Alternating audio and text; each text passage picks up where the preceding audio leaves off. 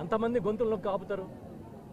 మేమైతే చెప్తున్నాం, మా జగన్మోహన్ రెడ్డి గారు ఎప్పుడు కూడా పేదల పక్షాన్ని నిలబడతారు, ప్రజాభీష్టం మేరకే నిర్ణయాలు తీసుకుంటారు.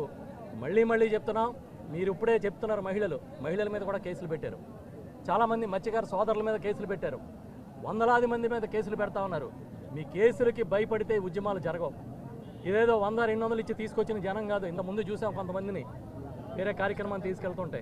మేము మళ్ళీ చెప్తున్నాం, జగన్మోహన్ రెడ్డి గారు ముఖ్యమంత్రి అయిన వెంటనే మా నాయకులందరం కూడా కలిసి వెళ్ళి ఆయన దగ్గర కూర్చొని మీ మీద ఉన్న కేసులన్నీ కూడా ఎత్తించే విధంగా ఆయనకి ఇప్పుడే వివరాలన్నీ అందజేస్తాం. మీరు కేసులకు భయపడక్కర్లేదు. మళ్ళీ చెప్తున్నాం, అనిత గారు ఇప్పటికైనా సరే మీరు వైఖరి మార్చుకుని మీరు నిజంగా ప్రజాప్రతినిధిగా మీరు ఉండాలంటే మాటలు కాదు చేతలు కూడా అనితకి ఉంటాయి అనేది నిరూపించుకోమని చెప్పి గట్టిగా డిమాండ్ చేస్తున్నాం.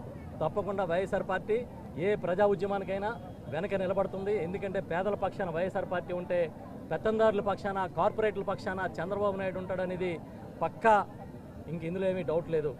మొన్నే చూసాం, మన ప్రభుత్వ మెడికల్ కాలేజీలు